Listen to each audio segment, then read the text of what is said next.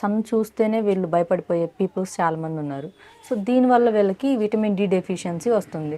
And ఈ sperm మొటిలిటీతో పాటు ఇంకా కొంతమందికి ఈ విటమిన్ డి డెఫిషియన్సీ వల్ల వీళ్ళకి ఏమవుతుంది అని అంటే ఎక్కువగా కాళ్ళు గుంజినట్లుగా అనిపించడం, ఎముకలు అనేవి ఈ ఈ బోన్స్ స్ట్రాంగ్గా లేకపోవడము, అండ్ కాల్షియం కూడా తగ్గిపోవడము, అండ్ జుట్టు రాలిపోవడము, ఈ ప్రాబ్లమ్స్ ఎక్కువగా ఉండడం. అండ్ డీప్ స్లీప్లోకి వెళ్ళలేకపోవడం, అంటే స్లీప్ వచ్చినట్లుగా ఉంటుంది బట్ వీళ్ళు డీప్ స్లీప్లోకి వెళ్ళలేరు, ఎప్పుడు మేల్కొని ఉన్నట్లుగా ఉండడం. ఈ ప్రాబ్లమ్స్ అన్నీ కూడా విటమిన్ డి తక్కువగా ఉండడం వల్ల వస్తాయండి.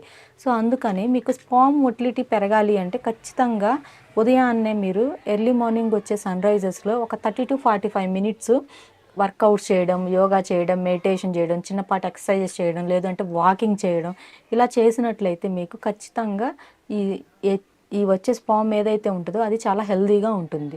ఏమవుతుంది అంటే మనం